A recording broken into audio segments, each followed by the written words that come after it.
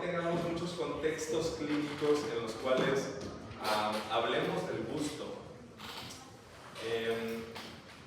Sí es importante que lo conozcan porque hay cosas muy en concreto que van a darse cuenta que el gusto es esencial para la preservación de la vida. Así de fuerte puede llegar a ser el gusto, pero en la práctica clínica se van a dar cuenta que no es muy frecuente que un paciente llegue y les diga, ¿sabes qué? Pues vengo a consultar porque no me saben las cosas. A veces vienen con un cuadro gripal, ¿no? Pues no huelo porque pues tengo congestionada la nariz, no tengo olor y pues por ende pues tampoco me saben las cosas, pero el problema aislado no es que haya perdido el gusto el paciente, ¿no? Sino que es un cuadro más extenso, más general. Sin embargo, vamos a ver la fisiología del gusto. Y estos son los tópicos que veremos el día de hoy: sensaciones gustativas primarias, qué es el umbral gustativo, qué son las yemas gustativas y cómo funcionan, cómo llegan las señales del gusto desde la periferia al sistema nervioso y cómo está relacionado el gusto con el control del régimen alimentario y las necesidades metabólicas de los diversos tejidos del cuerpo. Entonces, ¿cuáles son las sensaciones gustativas primarias? Tenemos 5 sensaciones gustativas primarias. De estas sensaciones provienen todos los sabores, la mezcla de algo agrio con algo salado, de algo salado con algo dulce. El gusto es mucho más complejo que solo 5 sensaciones, son miles de sensaciones. Tenemos 13, hasta ahorita se han aislado 13 receptores químicos que detectan moléculas. 2 para el sodio, 2 para el potasio, 1 para el cloruro, 2 para el sabor dulce, 2 para el sabor amargo, 1 para el glutamato, 1 para los protones. Entonces, hay diferentes receptores para estas diferentes sensaciones gustativas primarias. Por lo tanto, a estas sensaciones gustativas primarias son recibidas por determinados tipos de moléculas.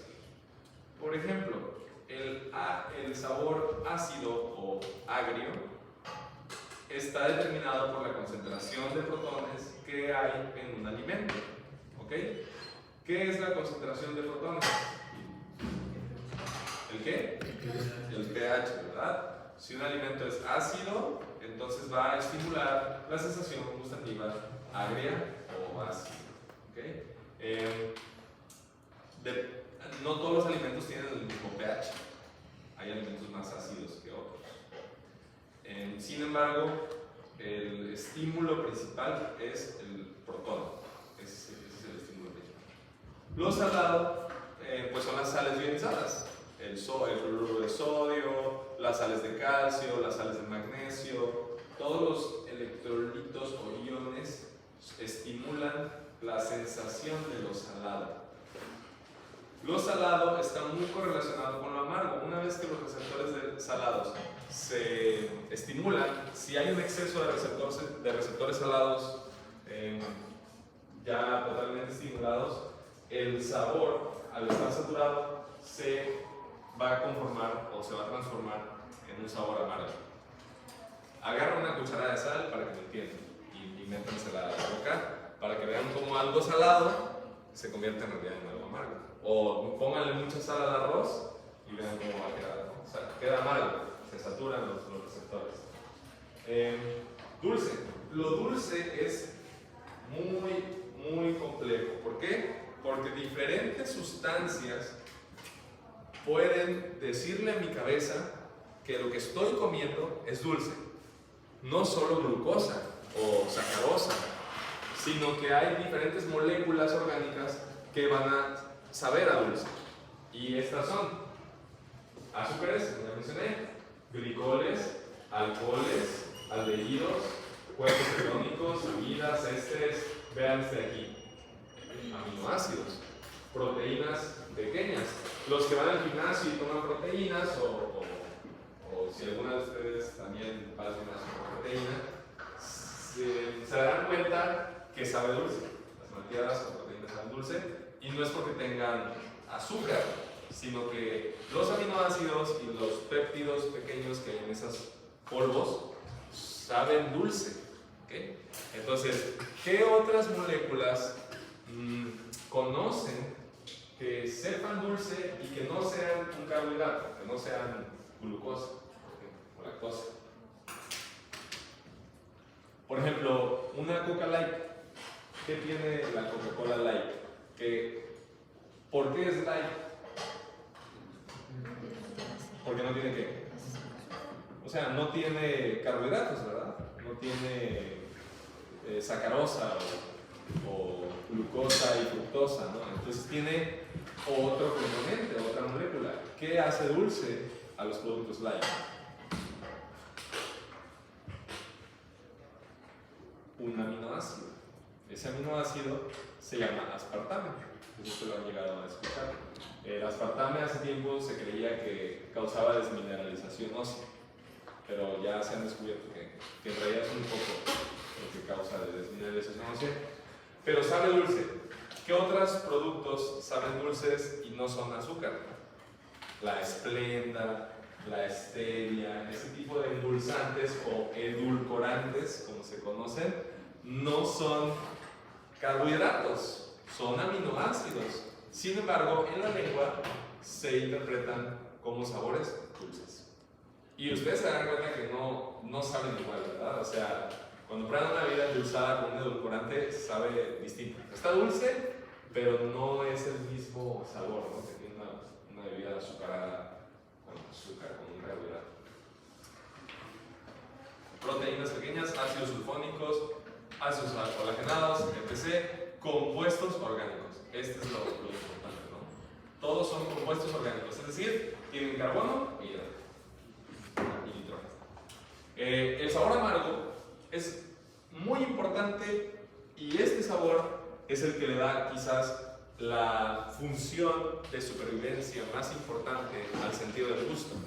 Y es porque el sabor amargo es estimulado por dos principales sustancias: moléculas ricas en nitrógeno y los alcaloides.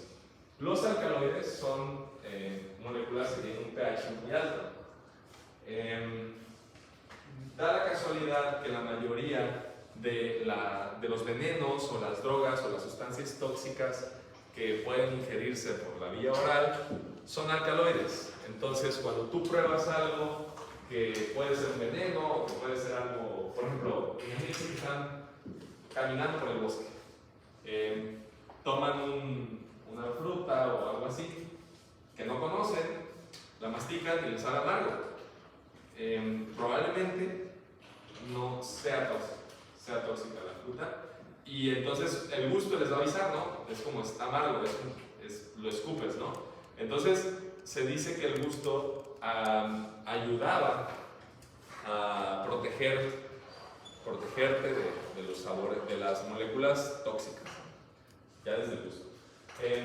Incluso las cosas que están echadas a perder, que ya se fermentaron. Bueno, ahí yo tenía una discusión con el doctor Merino cuando era estudiante, porque él ponía un caso, que era algo que se echaba a perder, que se fermentaba, y lo comías, y cuando lo comías lo escupías, ¿no? Y decía, ¿qué tipo de sensación primaria estás percibiendo? Y yo pensaba que era ácida, ¿no? Ácida, pero en realidad es amarga. Y es amarga por el pH, justamente. Y porque también esto de alcaloides. Tiene alcaloides, y entonces si yo me como eso, pues me voy a enfermar. Entonces la mayoría de las cosas que son nocivas saben amargo. Y no solo lo que es nocivo, sino también las sustancias como fármacos. ¿Cómo saben las pastillas? Entonces, eso es lo particular, ¿no? Creo que entender de lo amargo. Ahora, hay un último sabor esencial que se llama umami. Umami es una palabra japonesa que se traduce como delicioso o sabroso. El umami es el quinto sabor o la quinta sensación gustativa primaria, y la característica principal es la molécula que estimula el sabor umami, que es el L-glutamato, que es un componente de la famosa sustancia llamada glutamato monosódico. El glutamato monosódico, ¿en qué tipo de alimentos está presente? O sea, en los alimentos ultra procesados, ¿verdad? Los embutidos, las sabritas, la sopa, ¿qué más? Curtidos, quesos curados, como viene ahí. Todos estos alimentos tienen mucho glutamato monosódico y este glutamato monosódico da la sensación de que es rico. A lo mejor a una persona se no le gusta, pero sí, así lo entiendo. En historia, que el glutamato pero también he leído muchos, otros artículos que dicen Que no se que no. Dice que también están las concentraciones en otros alimentos como el tomate. Sí, es lo que justo iba a decir, que el glutamato, el umami no solo está presente en los productos ultraprocesados. El umami es un sabor que puede ser desencadenado hasta por un café bien hecho, o puede ser un tomate rostizado, ¿ok? Un tomate rostizado con aceite de oliva. Pues no es malo, ¿no? O sea, pero tiene glutamato, o sea, no es el glutamato monosódico. Vean qué es. El glutamato es el aminoácido, pero el glutamato monosódico está en mucha cantidad en los productos ultraprocesados. A veces se dice que es cancerígeno, pero la realidad es que los productos ultraprocesados tienen más cosas que hacen que sean cancerígenos. No es tanto el glutamato monosódico, ¿no? Sino que es todos los conservadores y cosas que le ponen en la industria alimentaria a este tipo de productos. Y está muy relacionado con el mecanismo de recompensa. Por ejemplo, es adictivo, ¿ok? Si empiezan a comer algo, quieren seguir comiendo, ¿no? Uno quiere seguir comiendo, es como las sabritas, dicen, ¿no? Que no puedes comerte solo uno. Entonces, es un sentido de recompensa muy elevado, ese sabor. Y ahora vamos a hablar del umbral gustativo. El umbral gustativo es qué tan fácil percibo un sabor. No todos los sabores, o no todas las moléculas, perdón, tienen el mismo umbral. El estándar, acá hasta arriba están las estándar, o sea, determinada cantidad de ácido clorhídrico estimula, por ejemplo, lo agrio o lo ácido. Pero vean que entre menos el índice significa que más rápido se alcanza el umbral. Por ejemplo, el ácido cítrico es 0.46, o sea, es un poco menos de la mitad del ácido clorhídrico. Es más fácil detectar el sabor ácido en esta sustancia. En cambio, en el dulce, por ejemplo, la sacarosa es un índice de 1, pero por ejemplo, la galactosa es un índice de 0.32.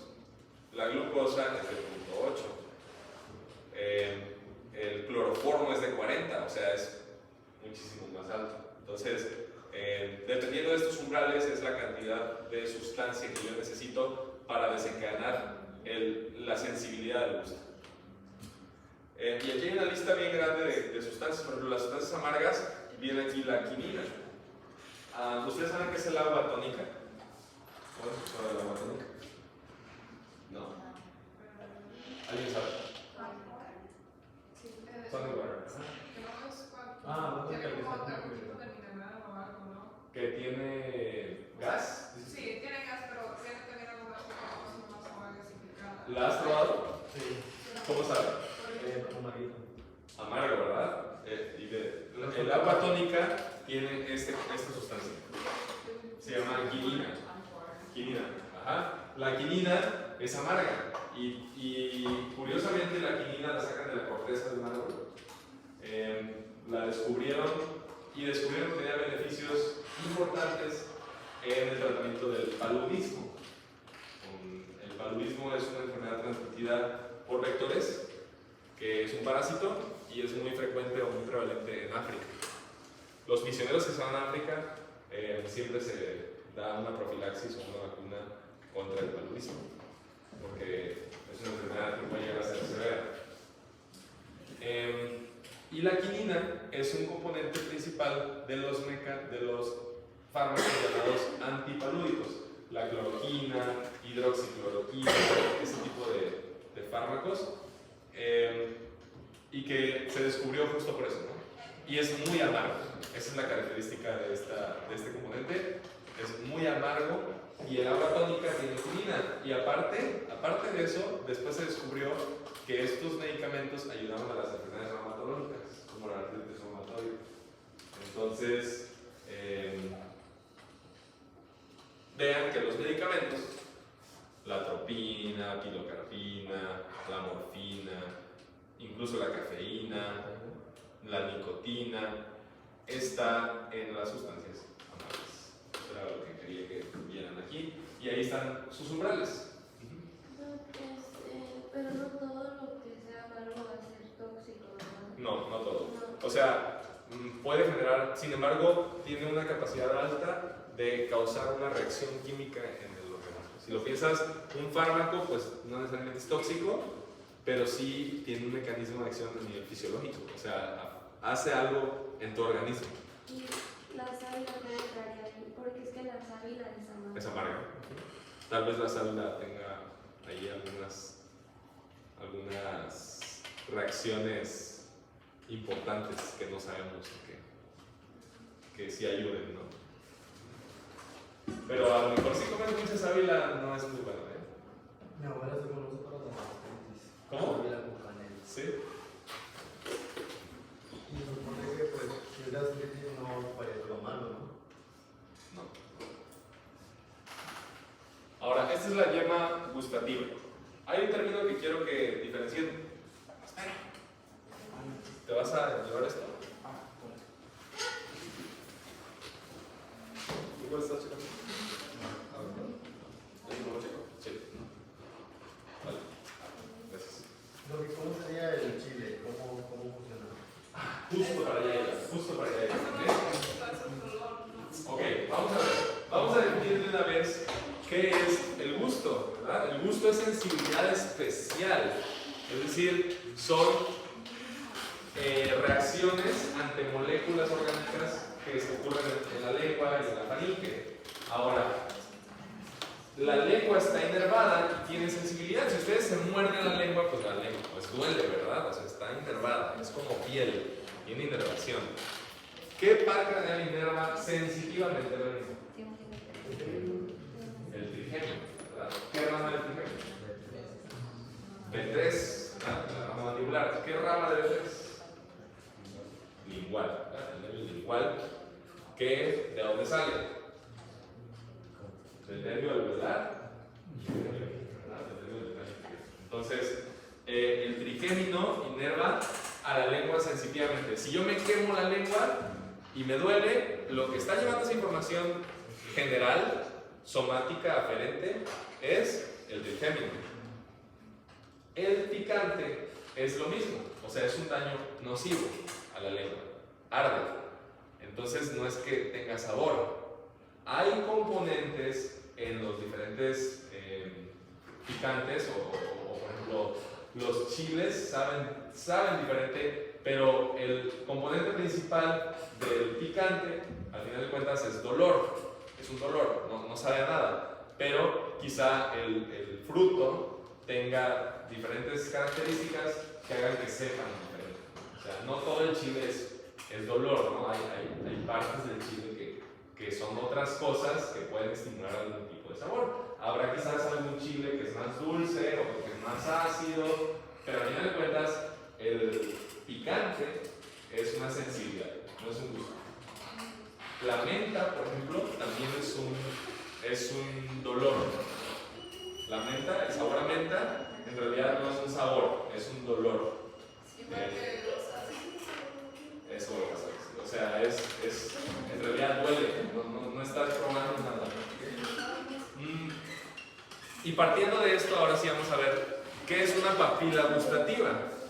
Una papila gustativa es un grupo de yemas gustativas.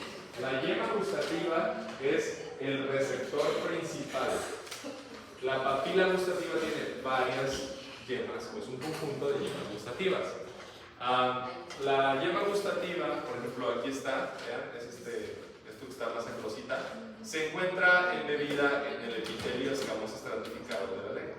A todo esto, el hipogloso, ¿qué hace?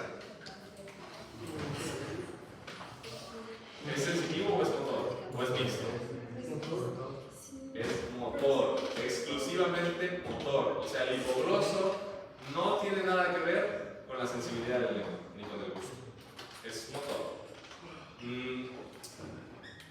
Ahora, este epitelio que está alrededor y rodea estas células gustativas, y estas células gustativas tienen una duración de vida.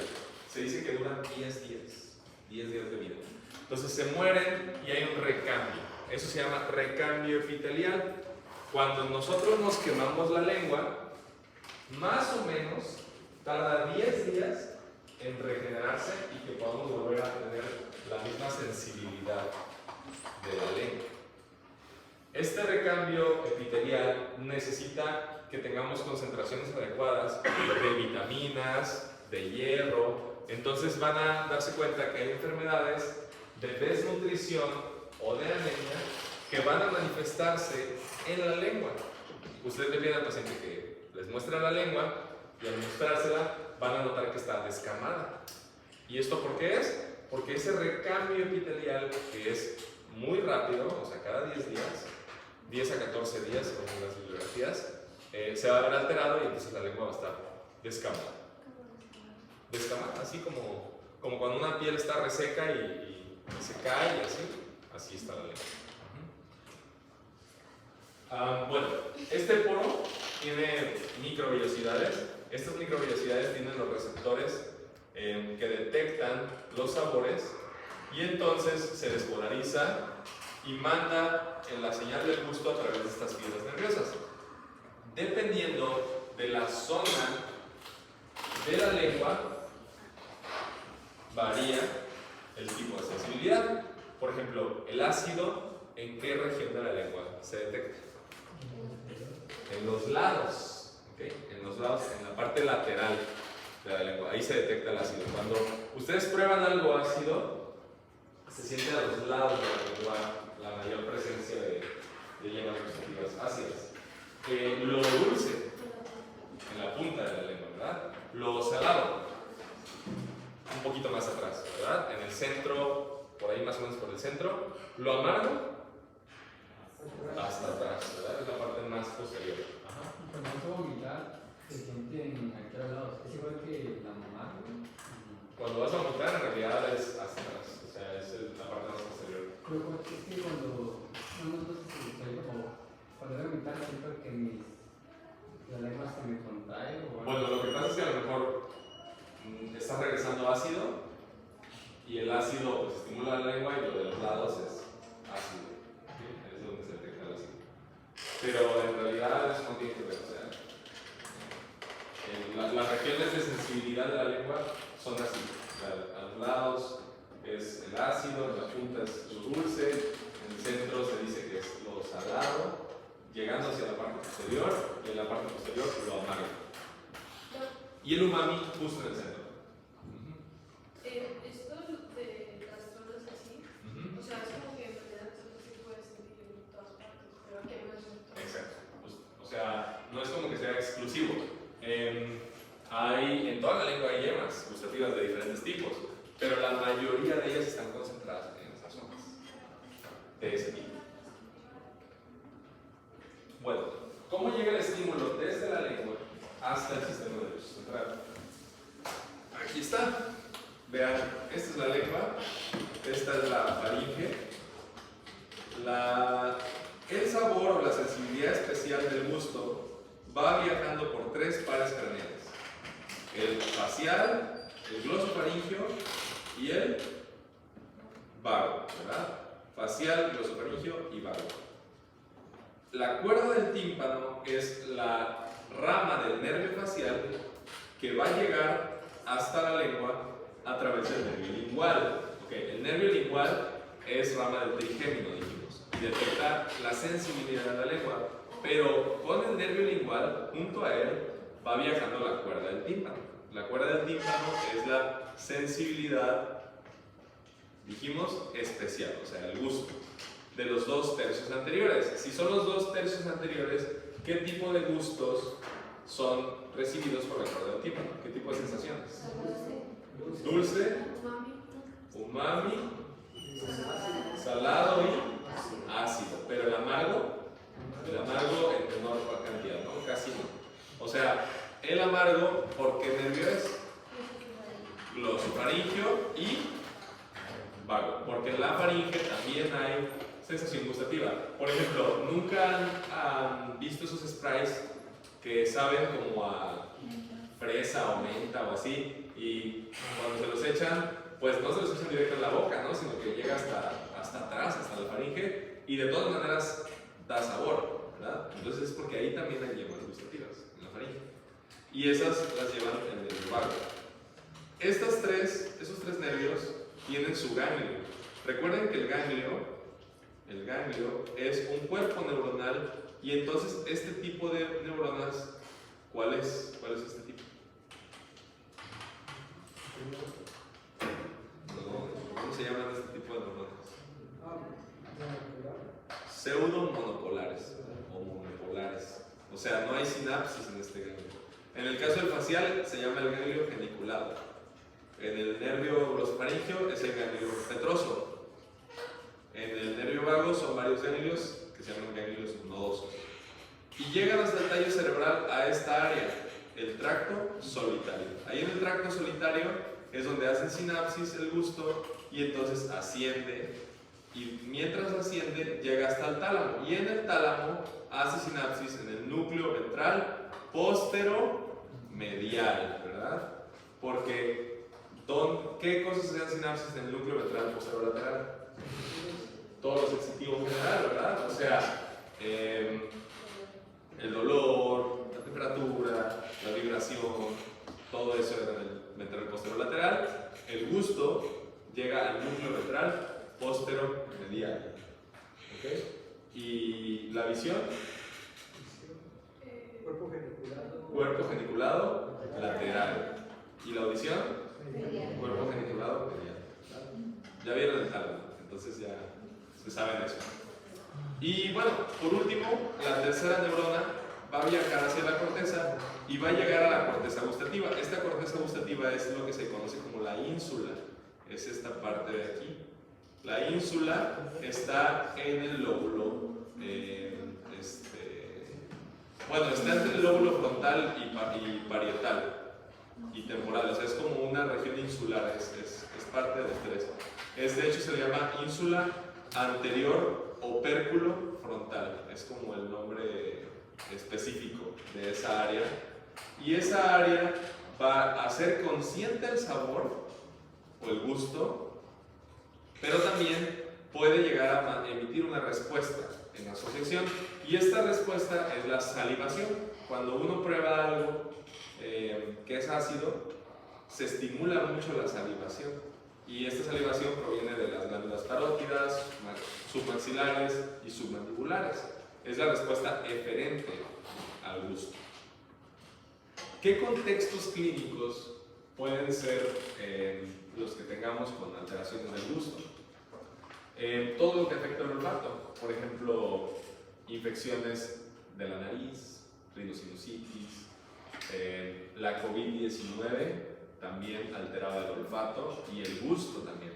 ¿Cómo se llama la alteración del gusto? Ageusia. Sí. ¿Cómo se llama la alteración del olfato? Anosmia, ¿verdad? Entonces, dos síntomas de la COVID-19 eran ageusia y anosmia. ¿Qué otras cosas pueden alterar el gusto? Una lesión física a la lengua. Por ejemplo, quemarla, cuando te tomas algo muy caliente y lesionas la lengua, o algún químico que sea muy fuerte que también lesiona la lengua, entonces también puede alterar el gusto. ¿Qué otra cosa se les ocurre? Una lesión del nervio lingual, ¿verdad? O sea, lesiones de la cuerda del tímpano. Una lesión en el oído medio, porque por ahí pasa la cuerda del tímpano. Una parálisis facial, central, puede afectar el gusto. Entonces, son muchos, sobre todo